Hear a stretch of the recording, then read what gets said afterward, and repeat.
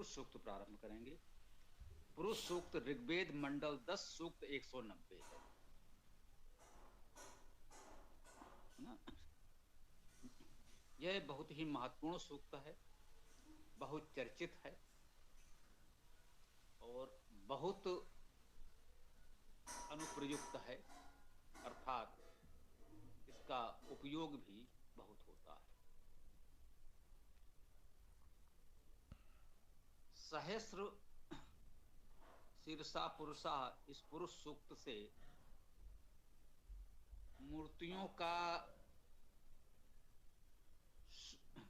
षोडशोपचार पूजन होता है, अर्थात 16 प्रकार से पूजन किया जाता है। पाद्यम समर्पयामि, वस्त्रम समर्पयामि, नैवेद्यम समर्पयामि आदि आदि। तो ये पुरुष सूक्त के मंत्र पढ़े जाते हैं और उसके साथ बोलते हैं कि हम आपको यह वस्तु समर्पित करते हैं। अच्छी भावना है। पुरुष शब्द का अर्थ भी इस मंत्र में हम करेंगे। ये भी बताया जा रहा है कि उस पुरुष का स्वरूप क्या है। जैसा कि हम सब जानते हैं कि वेद में जो मुख्य लक्ष्यार्थ है, जो उसका मूल अर्थ है, आध्यात्मिक अर्थ है, वह परमात्मा ही होता है। इस मंत्र का देवता पुरुष है, इस सूक्त का देवता पुरुष है। तो इसका अर्थ यही हुआ कि इस सूक्त में, इस मंत्र में हमको पुरुष के विषय में बताया जाएगा। पुरुष क्या है ये हम जानेंगे। ऋषि नारायण है, तो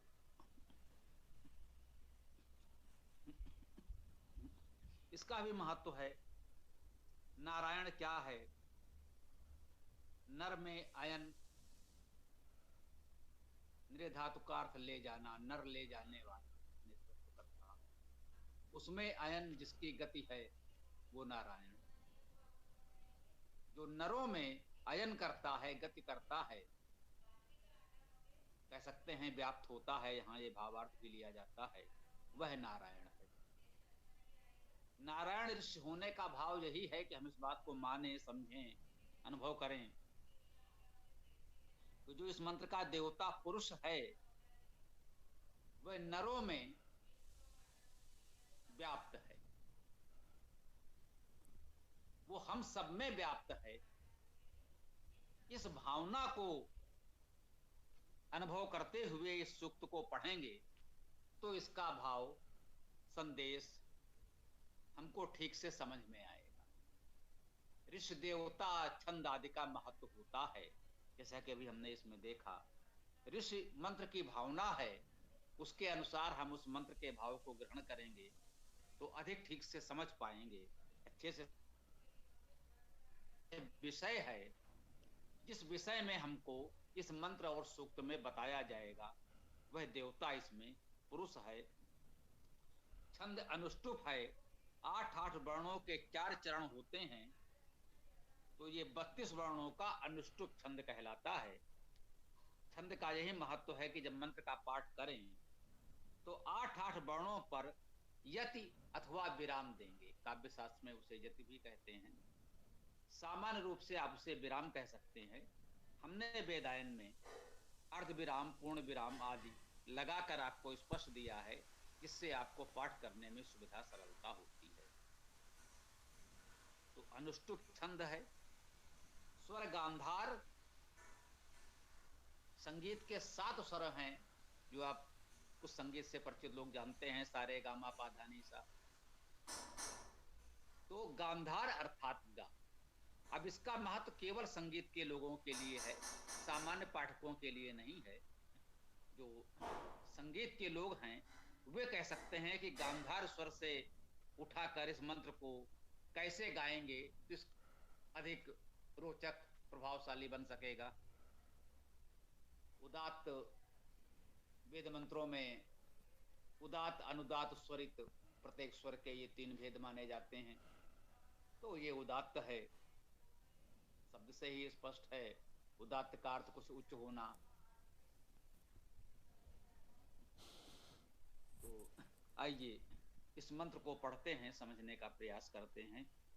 ओम सहस्र शीर्षः पुरुषः सहस्राक्षः सहस्रपात् स भूमिं विश्वतो वृत्वा अतियतिष्ठद्दशांगुलम्। सहस्र शीर्ष वह परम पुरुष, वह सहस्र नेत्र वह सहस्रपाद, सर्वतः किए यावृत भू को, 10 अंगुल सबसे और अधिक। सहस्र शीर्षा पुरुषा, वह पुरुष सहस्र शीर्ष से है, सहस्र शीर्षों से युक्त है, उसके 1000 शीर्ष हैं। एक ऐसा पुरुष जिसके हजारों शीर्ष हैं। सामान्यता एक शीर्ष होता है। शीर्ष का सामान्य अर्थ यदि उच्च भाग मान लें तो भी सामान्यता एक शीर्ष होगा। पर्वत शिखर का, व्यक्ति का, मनुष्य का सिर या शीर्ष एक होता है। यहां कहा जा रहा है सहस्र शीर्षा। पुरुष इसका देवता है, अर्थात इसमें उस परमेश्वर परमात्मा का वर्णन पुरुष नाम से किया गया है। पुरुष गुणवाची नाम है, मूल नाम तो उसका ओम है, और सभी मंत्रों सूक्तों में उसे अलग अलग नामों से स्मरण किया जाता है। वे गुणवाची नाम होते हैं और उन गुणों से हमें कुछ प्रेरणा ग्रहण करनी होती है। इस भाव से ये गुणवाची नाम दिए जाते हैं। तो वह जो पुरुष है वह सहस्र शीर्ष से युक्त है। तो सहस्र का अर्थ तो संख्या है, हजारों शीर्ष हैं। यहाँ हजारों का, हजार और हजारों का आशय अनंत बहुत से सिरों वाला है। स्वाभाविक है वो कोई व्यक्ति नहीं है जिसका सीमित आकार हो, हम कहें कि हाँ भाई उसके एक सिर है। वह तो सर्वव्यापी है। तो हजारों अर्थात बहुत से अनंत सिर है उसके। कितने सिर हैं सब उसी के हैं। हमारा आपका जो भी शीर्ष है वो उसी का है। तो इस प्रकार से वो अनंत कोटि शीर्ष से युक्त है। शीर्ष का सामान्यता अर्थ प्रतीकात्मक रूप से यही सिर शीर्ष ले सकते हैं, जबकि शाब्दिक रूप से श्री सुनना धातु है, श्रवण करना। श्रवण शब्द हम लोग जानते हैं, श्रवण का अर्थ सुनना ही होता है, वो इसी धातु से बनता है। और उसी धातु से ये शिर और शीर्ष भी बनता है। तो शीर्ष होने का लक्षण होना चाहिए सुनना। जो शीर्ष पर है, उच्च स्थिति में है, उसे सुनना चाहिए। विपरीत होने लगता है, जो थोड़ा सा उच्च हो जाता है वो सुनाने की बात करता है, सुनने की नहीं। तो हमें सुनना चाहिए, तभी हम वो सुना सकेंगे जो सुनाना चाहिए। आपकी बात सुनेंगे, आपके प्रश्न, आपकी जिज्ञासाएं सुनेंगे, तभी तो हम उसका समाधान कर सकेंगे। तभी तो हम आपको वो सुना सकेंगे जो सुनाना चाहिए, जो आप सुनना चाहते हैं। तो पहले सुनना चाहिए। अब देखिए शीर्ष शब्द जिस प्रकार से बन रहा है, धातुगत अर्थ इसका सुनने से, तो सुनने को प्रमुखता दी गई।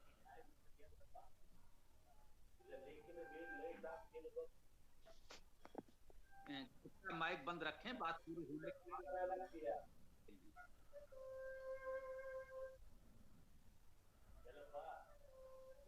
माइक बंद, आप कुछ न बंद करें सबका माइक। कोमल जी माइक बंद।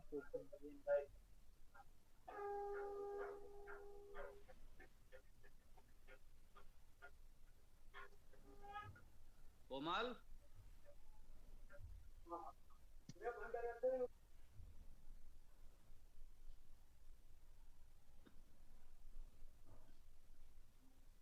जी प्रयास करते हैं।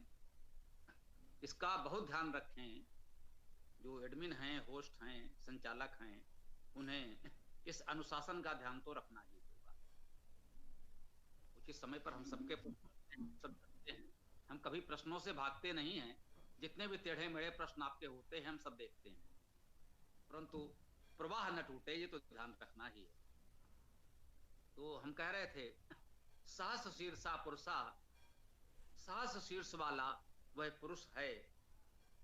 शीर्ष शब्द का शाब्दिक अर्थ सुनने से है, तो ये हमें ध्यान रखना है। अब पुरुष शब्द को और समझ लें। सहस शीर्षा पुरुषा, पुरुष शब्द में पुर धातु है। पुर धातु का अर्थ है अग्रसर होना, आगे जाना। पुरुष कौन है? जो सबसे आगे है जी। पुरुष का अर्थ है जो अग्रसर है, जो सबसे आगे है, वो पुरुष है। इस सूक्त में परमेश्वर को, परमात्मा को पुरुष नाम से संबोधित किया गया है, उसे पुरुष नाम से जाना गया है। तो इसका वही भाव है कि परमेश्वर ही सबसे आगे है, वही अग्रसर है, वही अग्रणी है। अग्नि शब्द में भी अग्रणी होने का भाव है, पुरुष में भी अग्रणी होने का भाव है। दोनों ही एक प्रकार से पर्याय आप कह सकते हैं, पर्यायवाची। पुरुष में गतिशीलता और अग्रणी होने का भाव था, पुरुष में भी अग्रणी होने का भाव है। पुरुष का अर्थ है अग्रसर होना, अग्रणी होना। तो सहस शीर्षा पुरुषा, वह जो अग्रणी परमेश्वर परमात्मा है, वह सहस्रों शीर्ष वाला है, अनंत शीर्ष वाला है। सहस्राक्षा, हजारों नेत्रों वाला है। अक्ष का अर्थ नेत्र है। सहस्र तो संख्या है ही, अक्ष का अर्थ देखना है, मुख्य रूप से खेलना भी है। तो खेलने का यहां पर कोई आशय नहीं है, तो हम देखने का अर्थ ले रहे हैं। सहस्राक्षा, सहस्र दृष्टियों वाला है, कह सकते हैं सहस्र नेत्रों वाला है भावार्थ के रूप में। उसके हजारों सिर हैं, हजारों आंखें हैं, हजारों सिरों से वो सुनता है। देखिए सुनने का कितना उत्तम अर्थ यहां आ रहा है। वह सहस्र शीर्ष युक्त है, वह हजारों शीर्षों से अर्थात श्रवण शक्ति से हमारी प्रार्थना सुनता है। यह कहा जा रहा है, इस उत्तम भाव को ग्रहण करें। वह हजारों शीर्षों वाला है, हजारों श्रवण शक्ति वाला है। वो हजारों शीर्षों से हमारी बात, हमारी प्रार्थना, हमारा दुख सुनता है, सबकी सुनता है। हजारों शीर्ष वाला है। और सहस्र आक्षा, सहस्राक्षा, हजारों नेत्रों वाला है, हजारों दृष्टियों वाला है। वो हजारों अनंत दृष्टि से हमको देखता है, हमारे सुख दुख भी देखता है, हमारे कष्ट भी देखता है, और हम जो कुछ करते हैं अच्छा बुरा वह भी देखता है।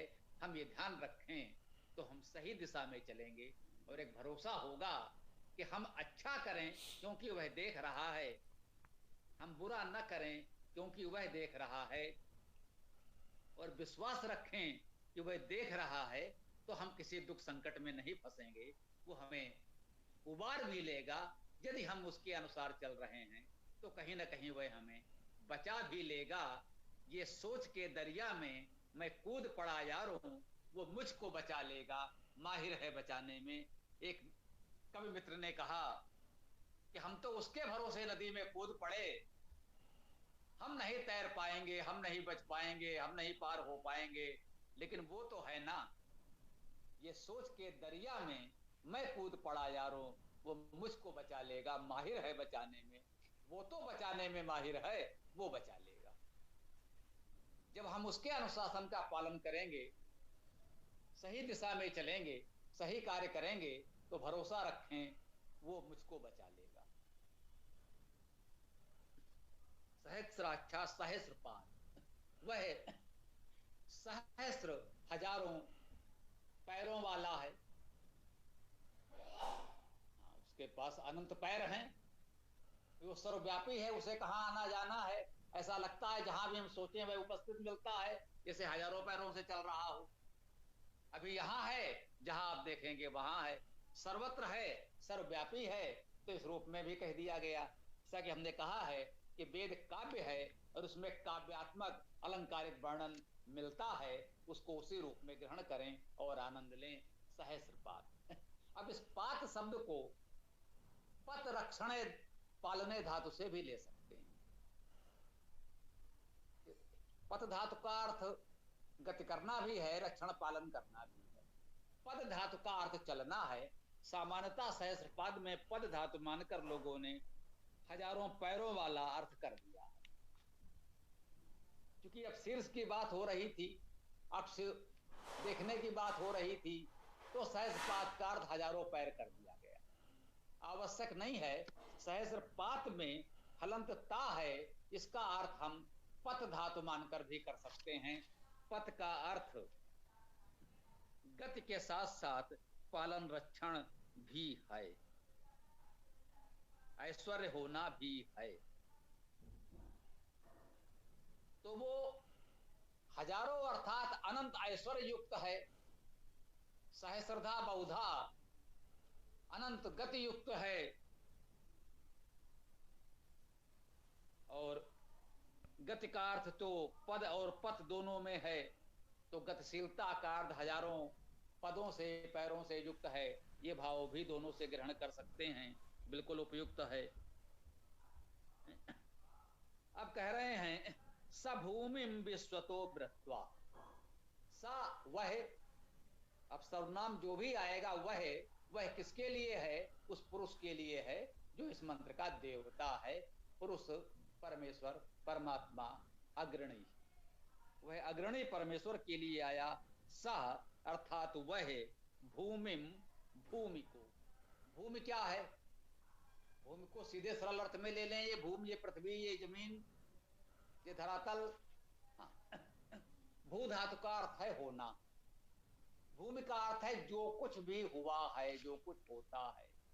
जितनी भी सृष्टि बनी है उसमें सूर्य तारे आज सब कुछ आ गए। जो कुछ हुआ है, जो भी उत्पन्न हुआ इस सृष्टि में, वो सब इस भूमि में सम्मिलित है, व्यापक अर्थों में। जब ऐसा कहा जाए भूमि, चंद्र, सूर्य आदि, तो भूमि का अर्थ ये धरातल हो सकता है, ये पृथ्वी छोटी सी ग्रहण कर सकते हैं।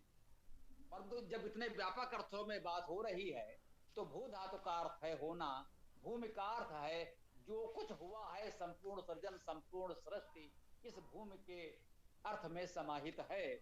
सभूमि विश्वतो वृत्वा, वह भूमि को विश्वतो अर्थात सब ओर से।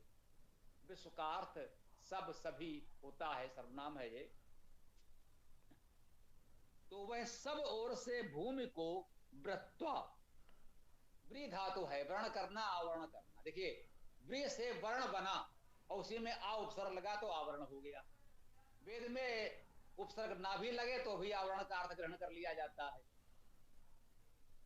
यही तो वैदिक भाषा की विशेषता है। दोनों ही धातुज अर्थ में भी दोनों अर्थ स्वीकार्य हैं, कहे गए हैं। तो वह सभूमि विश्वतो वृत्वा, वह भूमि को सब ओर से आवृत करके, ढक करके, जो संपूर्ण सृष्टि है उसको वो सब ओर से आवृत किए हुए है, ढके हुए है। अर्थात वह सर्वव्यापी है, विश्वव्यापी है, संपूर्ण सृष्टि में व्याप्त है, व्यापक है। यह बात यहां पर हमको बताई जा रही है। कह रहे हैं वह संपूर्ण सृष्टि को सब ओर से आवृत किए हुए है, ढके हुए है, संपूर्ण सृष्टि में व्याप्त है। इतना ही नहीं, आगे कह रहे हैं अतिष्ठत दशांगुलम। अति, अतिष्ठत दशांगुलम। अति, संपूर्ण सृष्टि को तो वो आवृत किए हुए है, संपूर्ण सृष्टि में व्याप्त है। अति, उससे भी अधिक। संपूर्ण सृष्टि है उसमें व्याप्त है और उससे भी अधिक। दशांगुलम, 10 अंगुल। एक अंगुल यदि यह सृष्टि है तो उससे 10 गुना 10 अंगुल। अति अतिष्ठत, उससे भी अधिक होकर अतिष्ठत अर्थात स्थित है। तिष्ठ, स्थित होना, ठहरना, जैसा कि आप जानते हैं। आ क्रिया उपसर्ग है, अतिष्ठित स्थित है। इसका यही अर्थ सभी ने किया है, मान्य है, स्वीकार कर लें कि वह संपूर्ण सृष्टि को आवृत किए हुए, संपूर्ण सृष्टि में व्याप्त होते हुए उससे भी बहुत अधिक है। जितनी सृष्टि है उतनी तो है ही, सृष्टि के परिमाण से भी बहुत अधिक है, तभी तो वह अनंत है। हो सकता है इस सृष्टि का अंत कोई पाले, वैसे तो सृष्टि भी अनंत है हम लोगों के सामर्थ्य में, परंतु वेद कह रहा है कि मान लीजिए सृष्टि का अंत आपने पा भी लिया, तो वह तो इस सृष्टि से भी बहुत विराट विशाल है, उससे भी कई गुना अधिक है। तो वह परमेश्वर परमात्मा पुरुष वह अनंत है।